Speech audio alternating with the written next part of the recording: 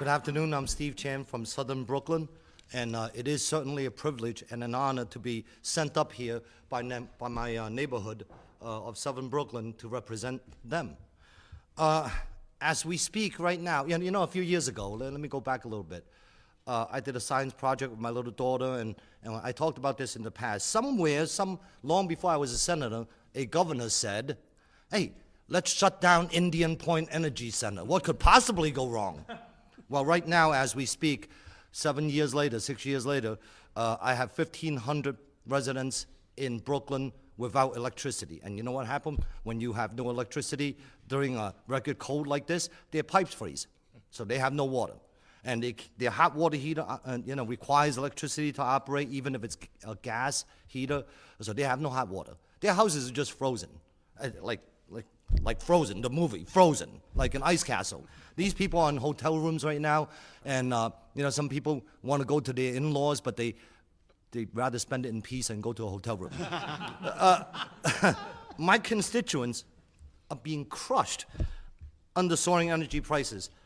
It's directly the decisions by the Democrats down the hall. The hardworking people who live in my Senate district are everyday New Yorkers, with Chinese, Europeans, Italian, Irish, Hispanic, Middle Eastern, with restaurants, retail businesses, bodegas, 99-cent stores, and salons, laundromats, whatever it is, union guys, workers, teachers, blue and white collar, trying to make a living. Most of us live a modest means. Many are struggling to stay afloat already among the high property taxes, high rents, high insurance rates. We are tired that in these tough economic times, we're tired of Albany telling us what we must do. We got to do our part and pay more money, which is money that we don't have in the first place. And what do we get exactly for doing our part? Our needs, our concerns are consistently ignored. Burdensome mandates, such as, oh, you got to have a garbage can now. But wait, you got to have a garbage can, but you got to buy this particular garbage can, which they have a problem manufacturing right now. So there's a lot of New Yorkers that pay for these garbage cans that have not received these garbage cans that are required. And if you don't have a garbage can, you get a ticket.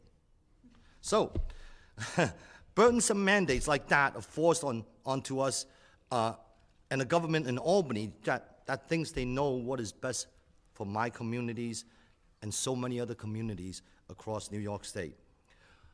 For instance, the battery storage crusade, for example, right?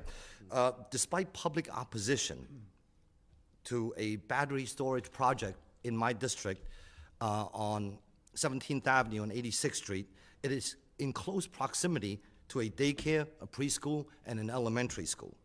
Shout out to PS 128, I got your back. The project continues to move forward.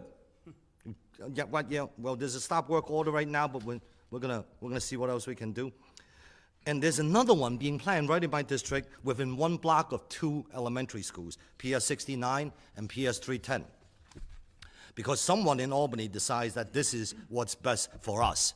Well, the people who will actually have to live with these looming threats, well, we don't want it. But their concern is thrown out the window. Because that's what these battery storage units really are, looming threats. There have been countless examples across the country and close to home. Between 2023 and 2025 in Warwick, New York, and Orange County, one battery station had 3 of these fires that burned for days. And I understand these fires, to put them out, you have to bring the ignition temperature to below 500 degrees Celsius to even begin to put them out, and that's nearly impossible. I understand, speaking to a firefighter in my district, he said it takes about 40 to 50,000 gallons of water to put out one Tesla's fire. And some of these batteries are Tesla batteries. So is this what we want near our schools? The toxins, the fire, near our playgrounds, near our families, our kitchens and our bedrooms, our restaurants? Communities need to have a voice and input on these decisions. And right now we have none. State government can't just barge in and put a battery storage facility wherever they want, near us.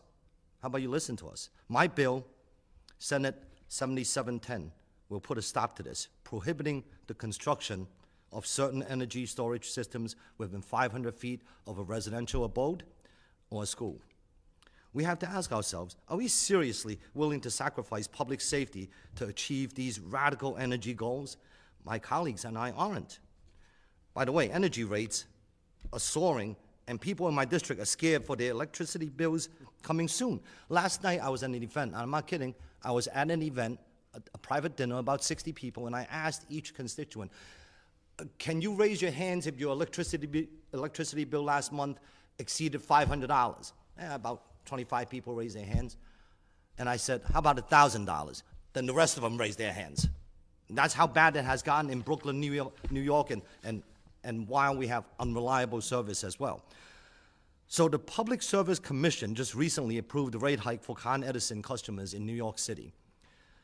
My constituents are now paying 10.4% more on their electric bills and approximately 16% more on their gas bills. How are we supposed to afford this? Between our gas and electric, I myself, I'm paying about $1,400 for a modest two-family home. And by the way, like I said, as I speak, these 1,500 homes have not had electricity for over 2 days. And Con Edison's working. I give them that. They're working, but they keep running into difficulties in the code. So people in Brooklyn are working class individuals who are trying to get by on a day-to-day basis. New Yorkers, Democrats and Republicans alike pleaded with the Public Service not to allow Con Edison to raise our gas and electric bills. It is the wrong time to pile on these new charges to New Yorkers. And we have options. And my colleague, Senator Rollison, has a bill that I co-sponsored that is not without precedence, by the way. It would put a one-year tax holiday on surcharges and taxes on electric and gas bills. Now, for a guy like me, I'm paying about $12,000 a year. A savings of 25% would equate to about $3,000 for me, maybe a little bit more. And for so many other New Yorkers, this is truly a bill that helps every New Yorker who is a ratepayer, who's paying for gas, paying for electricity. There's no different classes. It's going to save different amounts of money. No, it's across the board. We have the money. It's $2 billion sitting around. Now is the perfect time to do it. Let's put our money where our mouth is and really make it affordable to New Yorkers. So at a time when everybody is stretched thin to inflation and among this state's affordability crisis, let's do that. Let's help everybody. The bureaucrats on the Public Service Commission are out of touch. They're not in touch with common people. They're continuing to raise rates, and it's not going to save the grid.